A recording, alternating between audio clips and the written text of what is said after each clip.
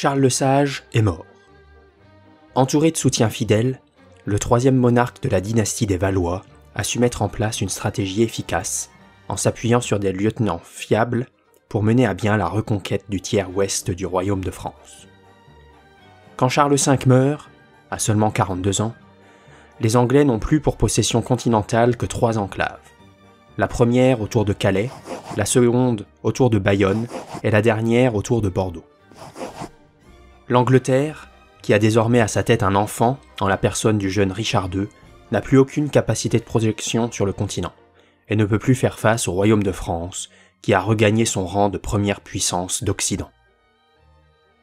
L'affrontement entre les Valois et les Plantagenets semble donc être arrivé à son dénouement, et la France en est l'incontestable gagnante. Cependant, et vous le savez, l'histoire nous réserve souvent des surprises.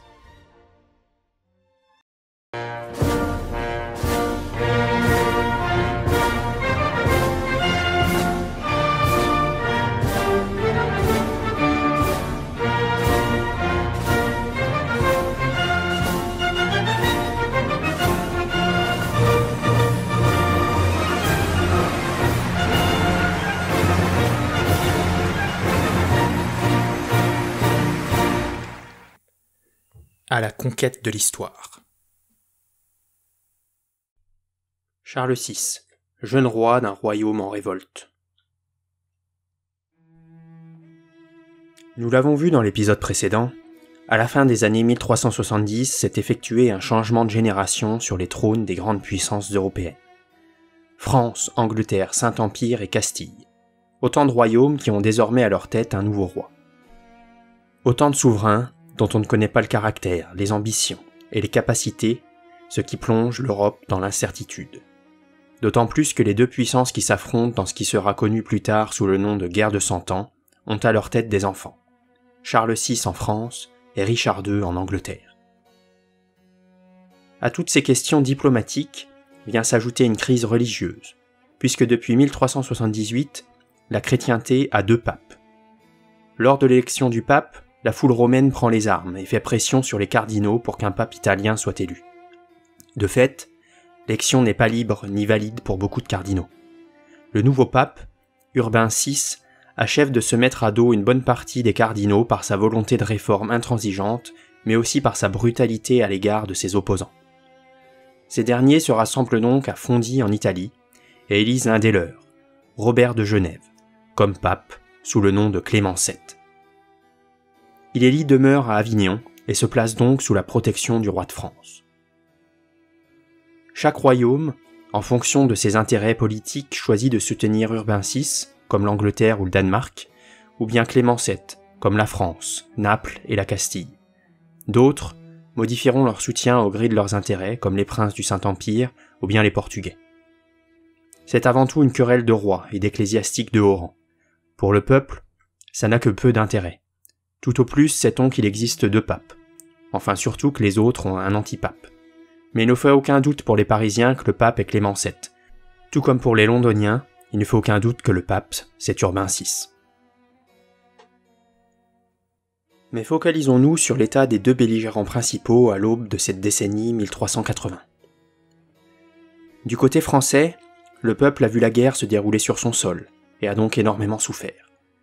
Bataille après bataille, siège après siège, chevauchée après chevauchée, les campagnes sont ravagées. Les villes qui tiennent encore debout ont vu affluer des paysans sans formation et la surpopulation causée par ces mouvements de population a causé le retour de la peste noire dans bien des endroits. Les Anglais, s'ils n'ont pas eu la guerre directement sur leur sol, ont vu leur côte sud ravagée par les raids français. Leurs impôts augmentaient sans cesse pour financer la guerre sur le continent, mais ils ont surtout vu le marché flamand, principal débouché pour leur production de laine, leur échapper. Tout cela pour une Aquitaine incapable de subvenir à ses besoins, autant économiques que militaires, et qui semble, à l'avènement de Richard II, définitivement perdue.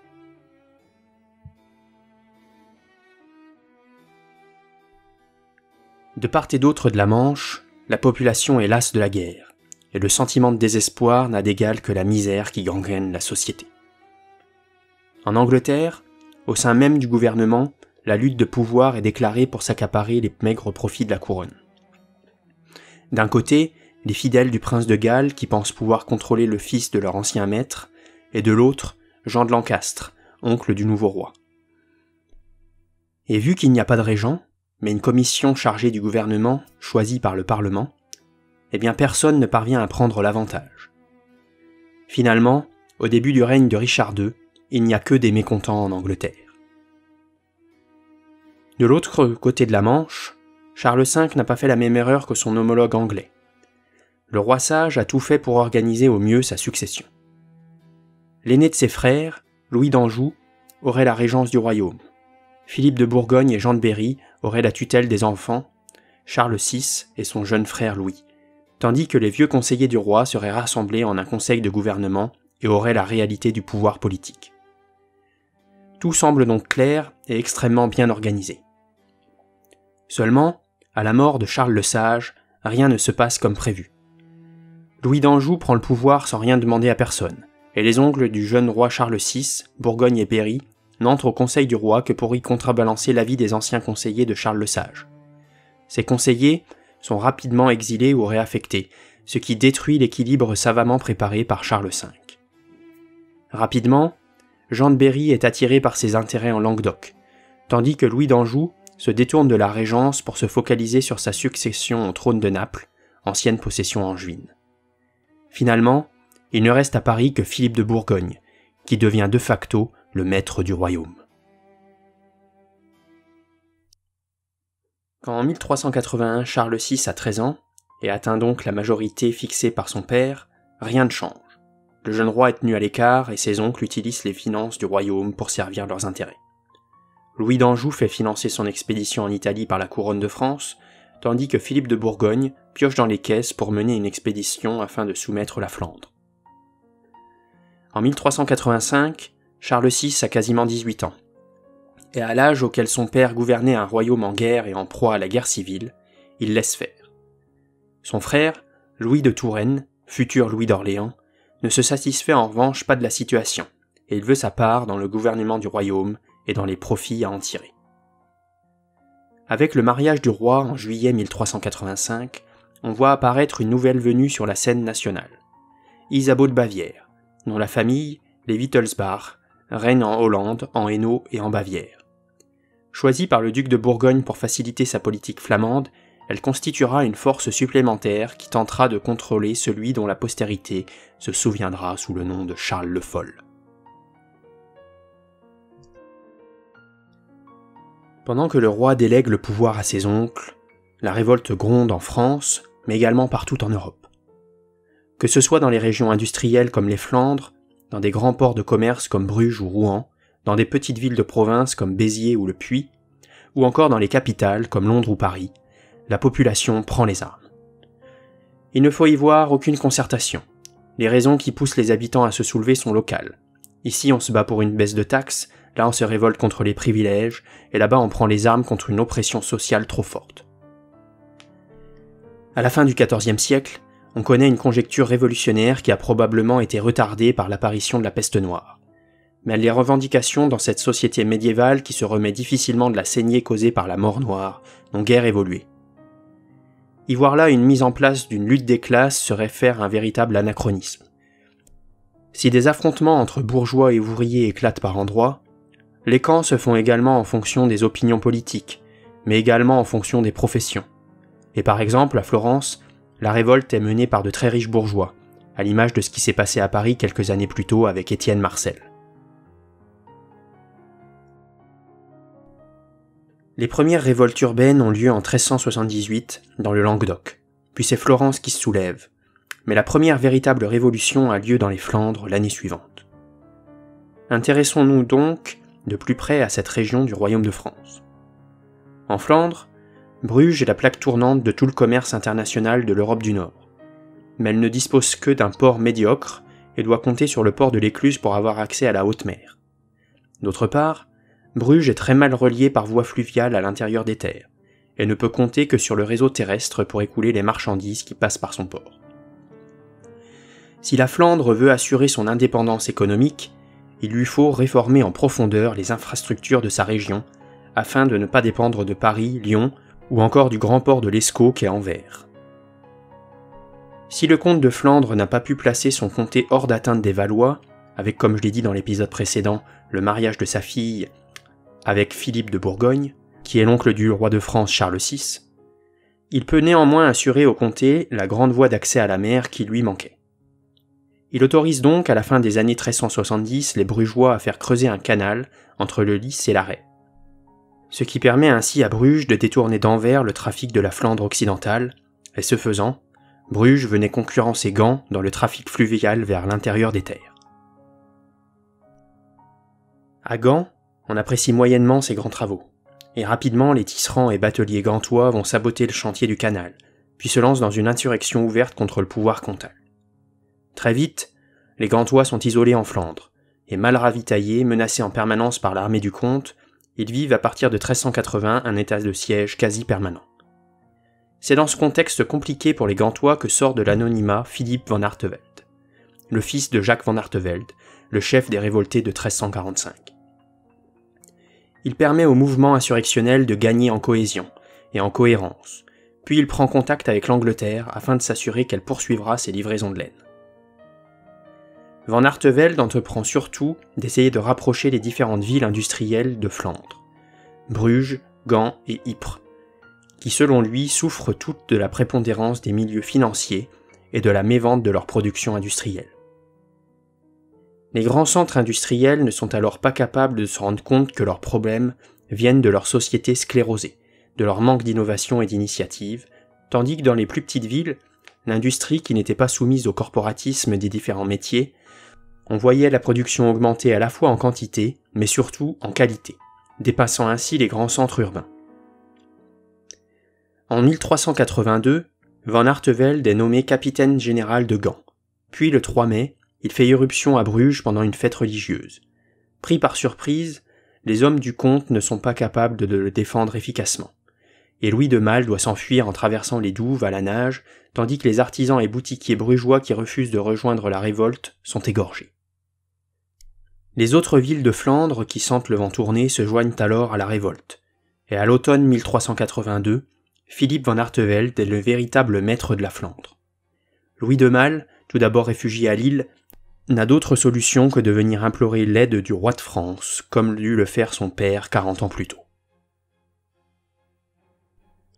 À ce moment-là, en Angleterre, la couronne vacille sur la tête du jeune Richard II, et on se demande un temps si on ne va pas assister à la fin de la dynastie angevine des Plantagenets.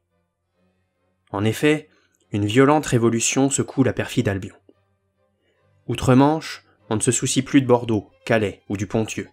C'est désormais à Londres que le sang des Anglais coule. C'est, comme souvent, le fisc qui est à l'origine de la foudre révolutionnaire. Si l'Angleterre n'a pas eu à supporter les ravages de la guerre, elle en a néanmoins supporté les efforts financiers pour entretenir les troupes qui défendent le duché de Guyenne face aux armées de reconquête lancées par la France. L'impôt est donc levé pour le contribuable anglais, et il augmente sans cesse, malgré la fin des opérations sur le continent. Malgré les impôts levés, la fraude est si importante que les caisses de l'État anglais ont du mal à se remplir. Les conseillers du roi d'Angleterre décident donc d'envoyer des commissaires dans les différentes régions pour rétablir la levée de l'impôt et faire cesser la fraude massive. La réaction ne se fait pas attendre. À la fin de l'année 1381, la révolte des travailleurs, comme elle se fait appeler, touche l'Essex, le Kent et l'est de Londres. Puis quelques jours plus tard, tout le pays est touché. Du Sussex au Norfolk, les châteaux brûlent. Il faut ajouter à cette révolte contre le fisc une révolte sociale. En effet, le servage existe toujours de manière très étendue en Angleterre. Il y a cependant peu de morts dans cette révolte, qui est, contrairement à la Grande Jacquerie, plutôt bien organisée. Tout au plus, quelques percepteurs des impôts ou nobles récalcitrants sont-ils tués par les travailleurs. Mais les révoltés anglais ont des exigences précises. Ils savent où ils vont, et surtout ils ont un vrai chef capable d'organiser leur action, de négocier pour eux et d'empêcher les tueries inutiles.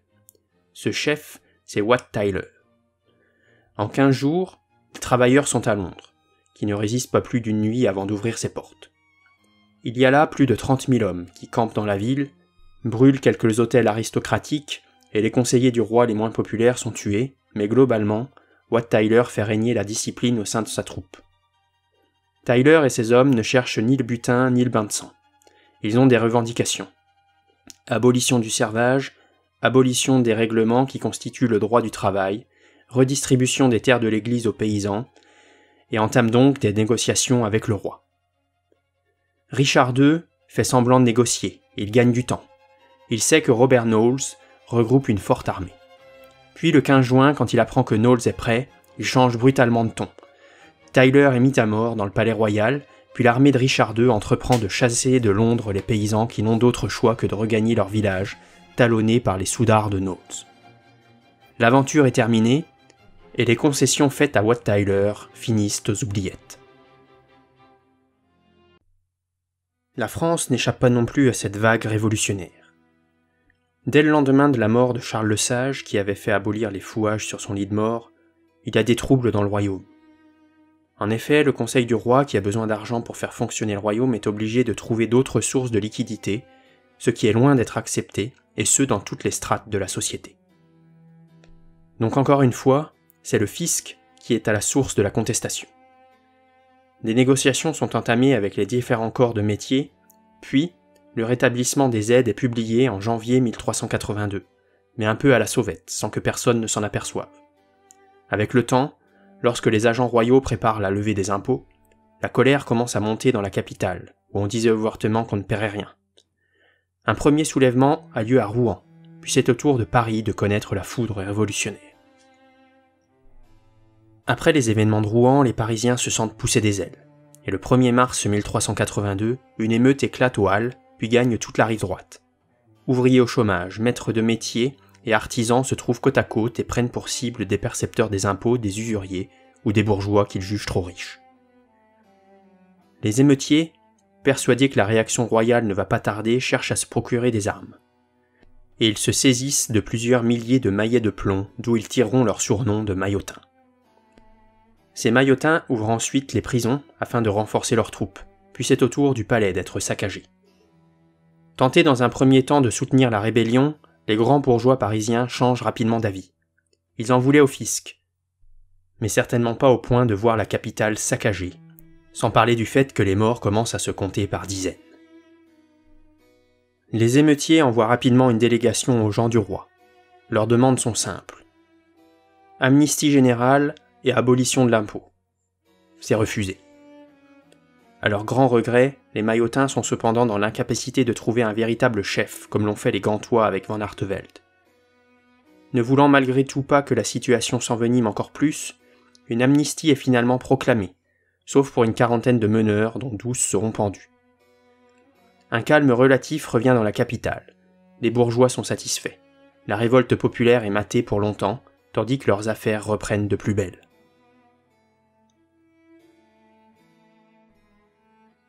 Si l'agitation dans la capitale est désormais bridée, le roi, promené dans le royaume par ses oncles, doit désormais rétablir le calme dans les villes révoltées.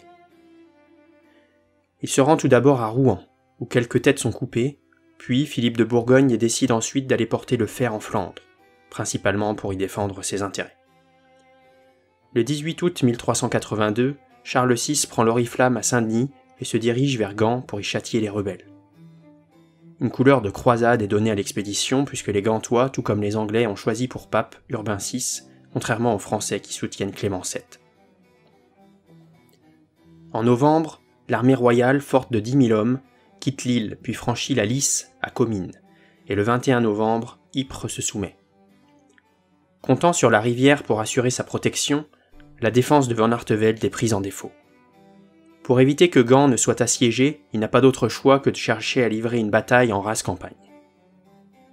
Van Artevelde, à la tête d'environ 30 000 hommes, s'avance jusqu'à Roosbeek et dispose son armée en triangle face à l'armée royale, qui installe ses canons sur une colline, puis attend le lendemain pour livrer bataille. Au petit matin du 27 novembre, surgissant de la brume, les Gantois chargent en poussant des hurlements terrifiants. La chevalerie française, à la surprise générale, semble céder et recule de quelques pas. Les hommes de Van Artevelde viennent en réalité de tomber dans un piège. La chevalerie ayant cédé au centre, se redéploie sur les ailes pour encercler les Gantois. À partir de là, le massacre commence, à coups de hache, de masses d'armes et d'épées. il n'y a pas de pitié pour les rebelles qui contestent les armes à la main l'autorité royale. Et comme pour leurs aïeux à Mons-en-Pévèle, les Flamands sont massacrés. Les 25 000 cadavres gantois sont laissés sur le champ de bataille pour que s'y repaissent les chiens et les oiseaux. Le corps de Philippe van Artevelde retrouvé mort dans un fossé et pendu à la vue de tous. Apprenant rapidement la nouvelle, Bruges change de camp. La ville accepte la souveraineté royale, répudie l'alliance anglaise et l'obédience au pape Urbain VI, et accepte même de payer une lourde amende. Courtrai n'a pas cette clairvoyance. La ville est saccagée par l'armée française. Les éperons d'or qui ornaient la façade de la cathédrale de la ville depuis la bataille de 1302 sont récupérés par les Français, puis finalement la ville est incendiée. Gand, quant à elle, est épargnée, et l'autorité du comte de Flandre, beau-père de Philippe de Bourgogne, est restaurée. Son travail accompli, l'armée royale reprend le chemin de Paris, puis le roi, après avoir déposé l'oriflamme à Saint-Denis, rentre dans la capitale fin janvier 1383. Maintenant que les centres de contestation sont rentrés dans le droit chemin, le roi peut enfin purger la capitale des derniers chefs maillotins. La terreur s'abat sur Paris, et pendant plusieurs jours les arrestations se succèdent et quelques grands bourgeois sont conduits au gibet. Très vite, les Parisiens comprennent qu'ils se sont battus pour rien, car une aide indirecte, impôt qui avait été à la source de cette fièvre révolutionnaire, est rétablie sur le sel et le vin dès le mois de février. Puis une énorme amende qui ruinera durablement la moyenne bourgeoisie parisienne est infligée à la capitale. Pendant que les villes du nord du royaume étaient en proie aux révoltes, dans le sud, dans les villes du Languedoc, c'était un autre monde. Contrairement au Poitou ou à l'Agenais, la région avait été peu touchée par la guerre entre la France et l'Angleterre. Elle avait en revanche subi les ravages de la peste noire, puis par la suite des compagnies qui avaient sillonné la région en pillant, brûlant, violant et massacrant. Tous ces malheurs avaient causé le dépeuplement du Languedoc. La friche progressait dans les campagnes faute de main-d'œuvre, et en ville, l'insécurité menaçait la prospérité des places commerciales. Les villes moyennes comme Nîmes ou Albi avaient vu leur population diminuer de moitié, et seuls Toulouse et Montpellier résistaient à la morosité ambiante. Mais là aussi, tout s'accumulait pour favoriser le terreau de la révolte. Et si les états généraux de Languedoc avaient été moins revendicatifs que leurs homologues de Languedoil, on pensait dans le sud comme dans le nord que la charge fiscale pesait bien trop lourdement sur la population. Rapidement, des villes comme Nîmes, Montpellier ou Alès connaissent des émeutes, mais c'est à Béziers qu'elles sont le plus sanglantes. La répression l'est tout autant. 40 émeutiers sont exécutés, et quelques mois après ces événements, quand Jean de Berry, qui s'est fait nommer lieutenant royal en Languedoc après la mort de Charles V, vient visiter la région, les villes s'embrasent de nouveau. Il n'y a pas de programme chez les émeutiers, pas de revendication, si ce n'est la mort du fisc et de ceux qui en profitent. Par peur de la répression, les rebelles se lancent sur les routes et forment plusieurs bandes, ce qui ne fait qu'accroître l'insécurité de la région. À ces bandes errantes, on donne un nom, les Tuchins. Ces Tuchins sont vite rejoints par les derniers routiers des compagnies détruites par Charles V. Ces routiers étaient plus experts au combat et au siège que des tisserands, des charrons ou autres artisans. Les anciens des grandes compagnies entreprirent donc de faire leur éducation militaire. Comme évoqué plus tôt, cette nouvelle menace qui plane sur les campagnes ne peut être tolérée par le pouvoir royal. La chasse aux Tuchins est donc lancée en 1382, après que Charles VI ait offert le pardon général à tous ceux qui rentreraient dans le rang. Ces groupes sans réelle valeur militaire sont écrasés les uns après les autres, et à l'automne 1384, l'ordre règne à nouveau dans le sud de la France. Mais en réalité, rien n'était résolu, d'autant que les taxes ne faisaient qu'augmenter pour coller au train de vie des oncles du jeune Charles VI. Outre-Manche, le roi d'Angleterre Richard II voit sans plaisir les gens du roi de France rétablir l'ordre. Le jeune roi anglais se laisse alors embarquer par le pape Urbain VI et son fidèle, l'évêque de Norwich, dans une croisade contre ceux qu'il considère comme des suppôts de Satan, c'est-à-dire ceux qui suivent le pape d'Avignon Clément VII. C'est le comte de Flandre, Louis de Malle, qui est visé. Quand Hugues Despenser, évêque de Norwich, prend la croix à Londres le 17 avril 1383, il y a ceux qui vont se battre en pensant au débouché de la laine anglaise et à la sécurité de Calais. Et puis il y avait les plus fanatiques, qui voit le pape d'Avignon comme un danger pour l'unité de la chrétienté. Le 17 mai, les Anglais débarquent en Flandre, se dirigent directement vers Gand qui est saccagé le 20 mai. Louis de Malle, qui se trouve à Lille à ce moment, n'a qu'une solution, se tourner une nouvelle fois vers le roi de France, ou plutôt vers son gendre, Philippe de Bourgogne. L'armée royale est convoquée à Arras le 15 août, et en apprenant que les Français se dirigent vers eux, l'armée anglaise lève le siège d'Ypres, puis fuit vers Bergues et Bourbourg. Le 8 septembre, Bergues repasse sur contrôle français, puis c'est au tour de Bourbourg. Finalement, les derniers Anglais encore dans la région sont obligés de se réfugier à Calais. C'est la débandade pour l'évêque de Norwich, dont la croisade tourne court. Il est obligé de rentrer en Angleterre où il est très mal accueilli. On lui reproche non sans raison d'avoir reçu de l'argent pour une campagne qui n'avait finalement pas eu lieu. Philippe de Bourgogne sauve donc une nouvelle fois son beau-père. C'est en réalité dans son intérêt qu'il agit. Quand Louis de Malle meurt le 30 janvier 1384, il récolte enfin les fruits de son travail d'expansion. Philippe de Bourgogne devient comte de Flandre, et se dessinent ainsi les contours de l'État bourguignon qui donnera tant de fil à retordre au royaume de France dans les décennies à venir.